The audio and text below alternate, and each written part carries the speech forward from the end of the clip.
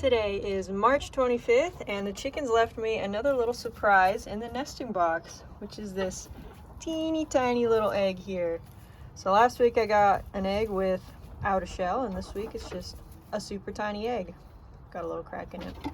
But I did crack open that shellless egg last week and it had a yolk and everything. It looked fine. I didn't eat it or do anything with it, but just got another little anomaly here. This is the first time Perch has been off the roost in a really long time. Quite odd. She is the only one in here though, so I think she's still just trying to stay away from the old rooster out there, but I'm impressed.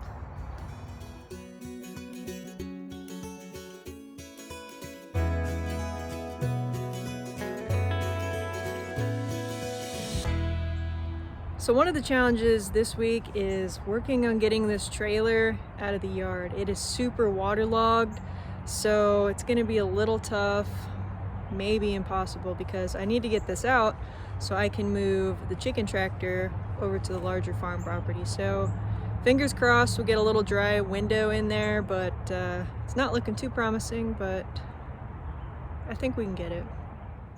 Howdy y'all, today is March 26th. It is super bright and sunny out today. Such a nice change. Love seeing the sun. It's actually going to be 62 today, so my dad's going to be out here in just a little bit, and what we're going to do is kind of repeg the corners of the pole barn back here. We did it, I don't know, maybe a couple months ago, where we had the transom out, squared it up with the road and everything, but since then the paint and the flags have kind of bent around a little bit, so now we're actually going to do it one more time and put some metal stakes in the ground so that way they're not moving on us, especially because the barn's getting built really soon now, so just want to have one less thing to worry about. One thing I looked up before buying this property was making sure it wasn't all just a sinking low spot where all these surrounding fields drained into. I have one kind of low spot there. You can see just ever so slightly wetter looking than the rest, but there's no actual sitting water in it. But that field next to me definitely took the brunt of it, so I'm glad that I don't have the pond. So what I'm doing here is cutting these electrical conduits down to 5 foot, and then the extra is what I'm going to drive into the ground. These, my dad and I actually were redoing a basement. We do electrical work, it's a family business, and there was a bunch of these down there that we had to tear out, so I was like, wait, those will be perfect for building chicken coops, because this is what I used on that chicken coop greenhouse, and since I'm going to be building a lot of chicken coops, why not just reuse these instead of throw them away. So they need to be cut down to 5 foot anyway, so this one's 5 foot now, that's the extra, and it'll work perfect.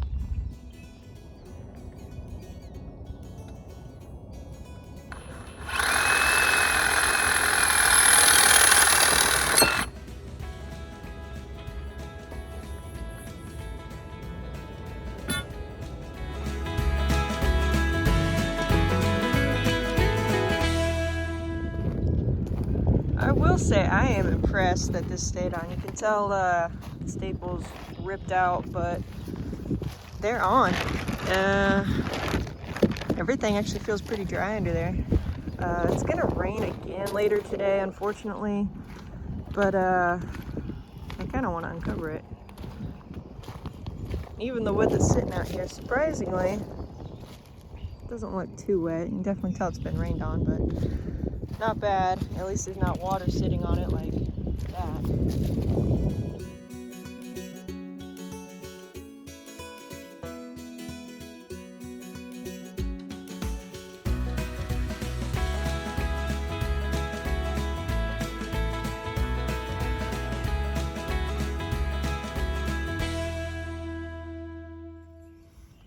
Pull it tight.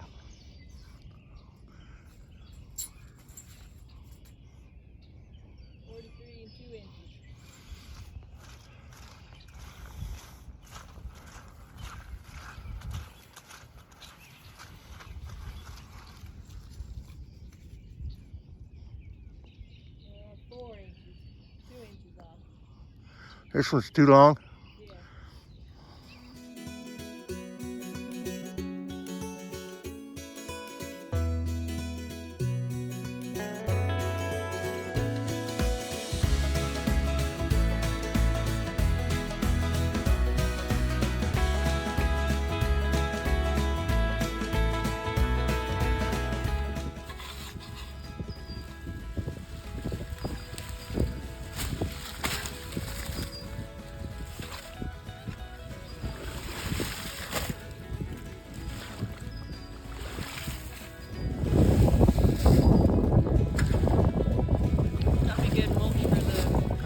chickens and everything.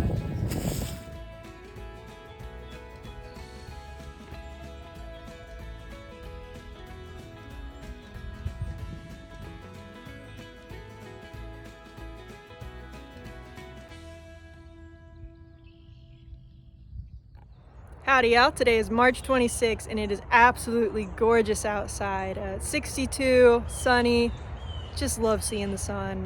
Looks like it's actually gonna be a pretty good week to get some stuff done.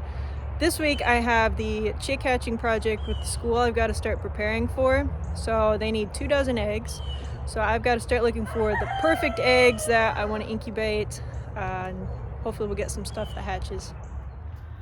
So looking at my options here, these 3 look like some solid choices for the incubator. They're not soiled in any way. They're nice and smooth. They've got a good shape. I like the color. I like the spots.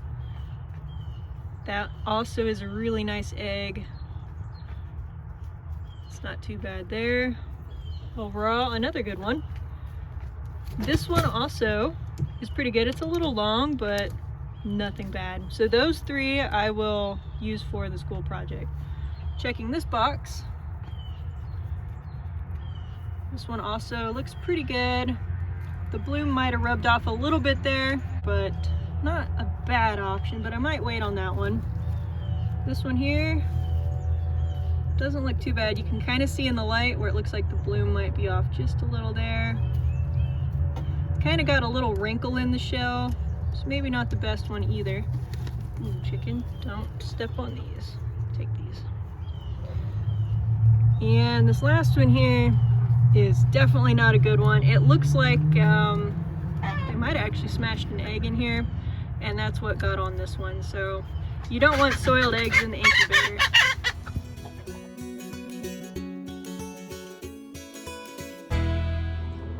So I've got 3 solid eggs for the incubator. 2 maybes. We'll see if I can get some better eggs throughout the week. We'll check the Americanas coop. I'm not going to use any of the Pearl White's eggs. They're still a little on the small end, plus there's not a rooster over there. I could take Rusty from the Marin group and put him over there, but that coop's crowded enough as it is, so I don't want to add any more undue stress just for a school project when I have plenty of options just between these 2 groups of chickens. So let's go check out the Americanas. All right, so for the Americana nest, it looks like someone hopped in here with some dirty feet. They're not terrible, but you could throw these in an incubator, but I still have some time before I have to have the 2 dozen. I have plenty more days where there might be a better batch of eggs. Over here doesn't look too bad. This one's a good egg. I could put that one in. That one's fine. This one's kind of small, so I probably wouldn't use this one. This one's a good size, but just a little dirty. And same with that one, just a little dirty. So I'll probably hold off and get Americana eggs another day. I'll put some more bedding in here. That way hopefully they don't pop up with dirty feet and get on the eggs in there, but not too bad. So the project's a week away and I can start collecting eggs now. They're not going to go bad or start growing or anything. A chicken will naturally lay a clutch of eggs. She'll lay, 5, 6, however many she wants to lay, and then she'll decide, okay, it's time to sit on them, get them growing. So as soon as that heat and humidity becomes consistent, that's when those eggs will start growing some chicks inside. So it's fine to just store your eggs in a cool place, and then as soon as they get put in an incubator, that's when they'll start growing. So you can save them for 2 weeks. 3 weeks is really pushing it. I don't know if you'd have a great hatch rate if you kept them 3 weeks or longer. So obviously the fresher the egg, the higher chance that something's going to hatch out of it, but a week is completely natural and normal, so no worries there.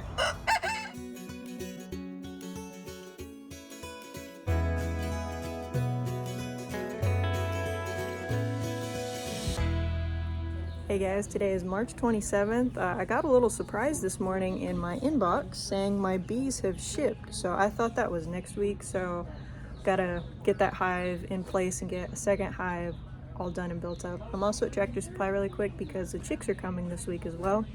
So I'm gonna buy some tubs and some chick feed. And I only have one bag left, so good thing I got here when I did.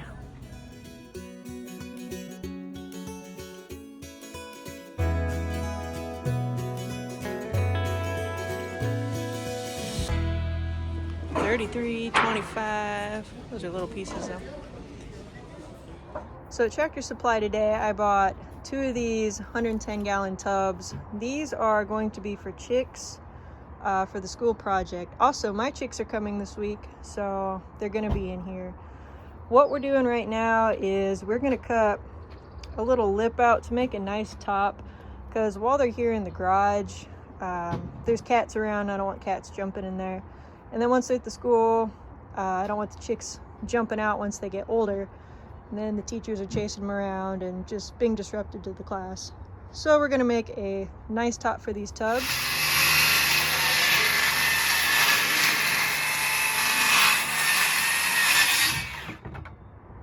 Now that it's upright, you might be able to see it a little bit better, but we're just kind of cutting this to fit that, so that way there's a nice lip to open and close.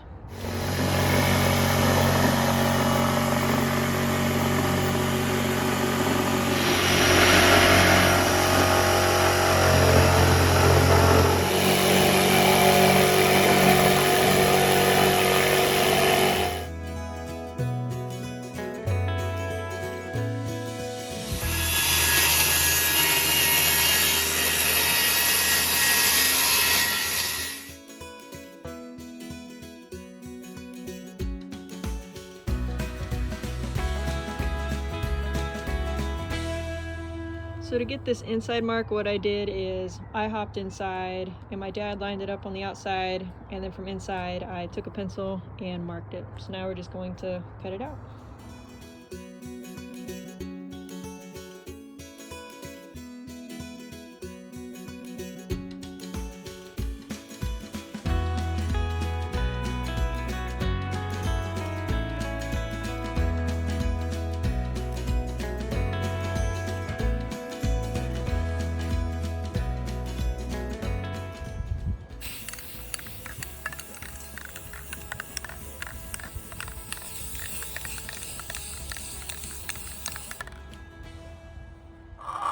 Good morning, everybody. Today is March 28th. I got some good news this morning from the Pole Barn Construction Company.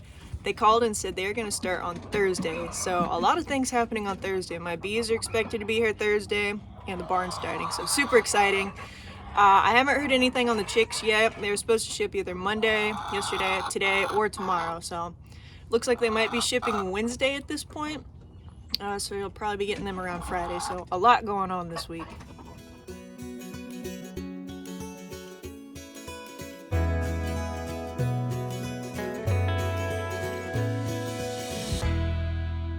So on today's agenda, I would like to get this done. This is the little chick lid. So this part will lift up here. Put a couple hinges here, and then screen. This will stay mounted, this side will. And then the heat lamp will sit on top of that. I'll kind of weave it in, and then we'll see how it works and if we like it.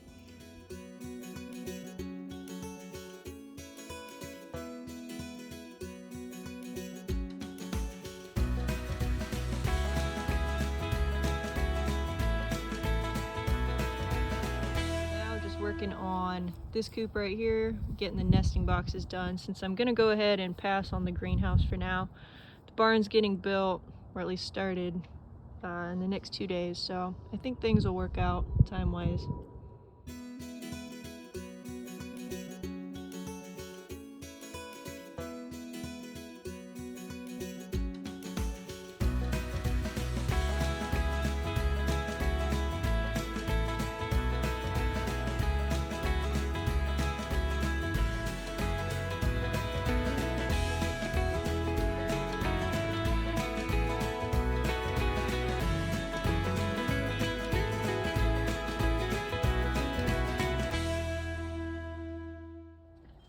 Every single one of the pearl whites laid an egg today, which is super cool. One laid it on the ground, didn't quite figure it out. It's a little smaller egg, so probably just started laying not too long ago. Well, today's been a really productive day. I feel pretty good about where the chick tubs are as far as making the top. If the chicks come tomorrow, no worries, I could put them in there, no problem. So that's a good feeling. It's mostly just putting some finishing touches on it for when I do take them over to the school. So for those of you that don't know, for the past couple years, I've partnered up with a teacher friend of mine and had the kids incubate some eggs and then hatch them out, and then they usually keep them in the classroom until the end of the school year, roughly. So that's what I'm doing again this year, but there's 2 teachers that are going to be doing it now. There were going to be 3, but there was a little bit of technicalities behind the 3rd teacher, so next year for the 3rd teacher. But so that's what I'm going to be doing again this year, and that's what I'm getting all these eggs for.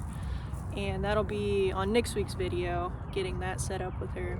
But the tubs I'm feeling good about.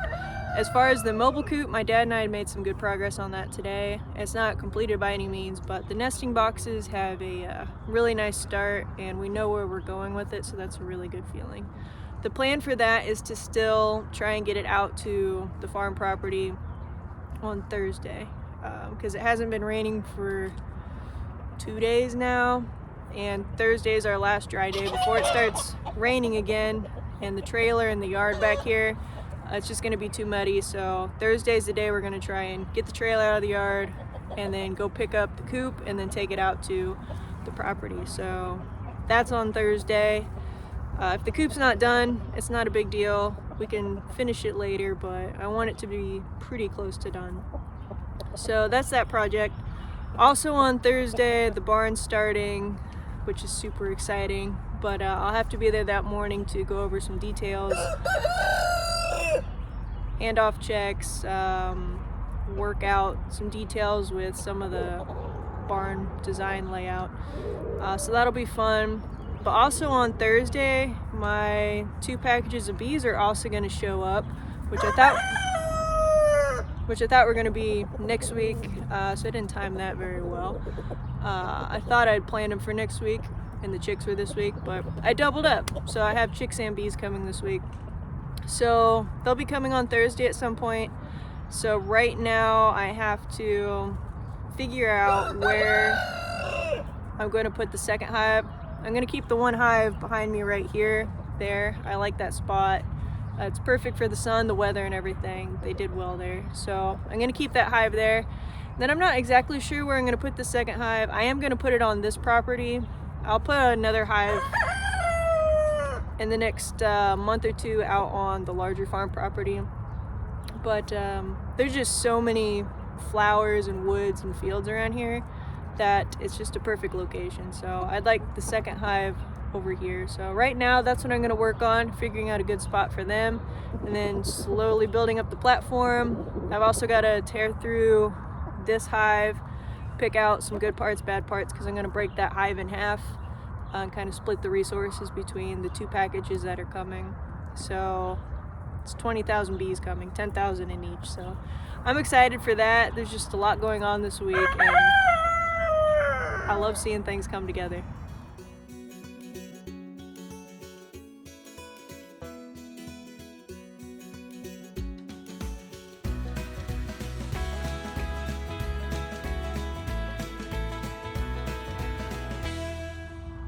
Got a lot of good looking eggs today from the Americanas, so definitely some good ones that I could put in the incubator. Good morning, y'all. Today is March 29th, and I just got a call from the post office saying my bees are here. So they're here a day early. I'm not quite set up for them yet, but it shouldn't be too bad. I've already got the location set yesterday. I've actually just got to put the hive out there and divide resources between the original hive and the new hive. So it shouldn't take too long. Right now it's about 32 degrees out though, so I'm not going to install the bees this morning. I'm going to just grab them right now and put them in the garage and install them this afternoon. It's getting up in the 50s, which is a lot better, so I'll get them in this afternoon, but I just want to pick them up right now. All right, guys, I have the bees in hand. I don't know if you can hear them. They're kind of noisy. So that was pretty quick, simple, easy. There's actually somebody else there picking up bees too, which is cool. So glad to have that done. And I'm really glad that the post office called when they did. They finally got it right. So I think for the past 5 times, it's always been a struggle with them. Either they're dropping animals off at the doorstep to sit out there in the cold, or I'm getting calls midday, just weird times. So I'm really thankful that they called me at 5:45 to be able to pick them up and get on with my day. And just so that way the animals and bees and whatnot aren't sitting there for hours and hours. They're just in my hands now, which feels good. Hopefully they'll do that with the chicks in the next couple days. And then everything's coming together pretty quick, so super exciting. Well, here they are, y'all. They look pretty good. There's a few that are on the outside, maybe 4 or so. Okay, maybe more than that. But anyways, they look good. They're gonna be sitting out here in the garage. It's 67 out here, so it's not too bad.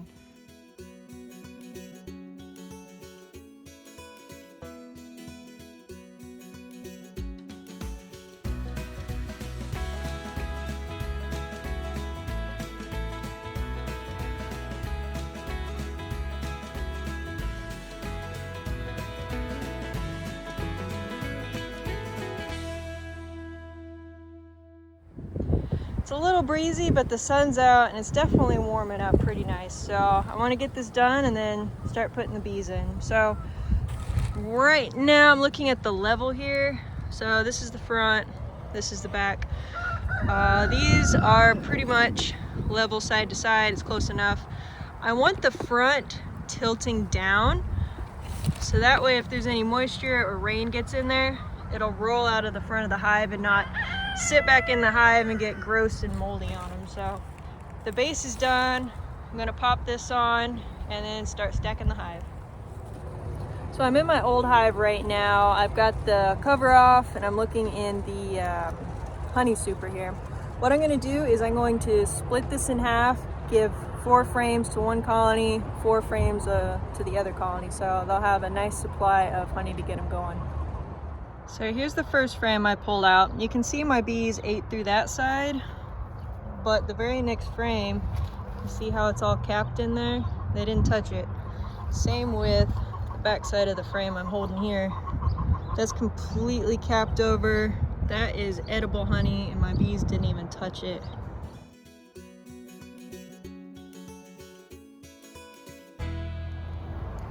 Okay, so I've pulled all my honey frames. I've pulled 4. I'm alternating. This is a blank, honey, blank, honey.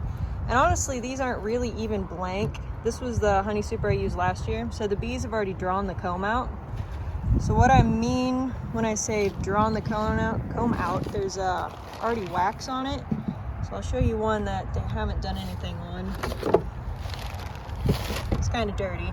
But this is just the wax foundation. So there's a layer of wax on here and there's already a template so the bees can just build it out. And that's what the bees have done here. So you can see the plastic behind there. They've already built it up. So when I say the comb's built out, that's what I'm referring to.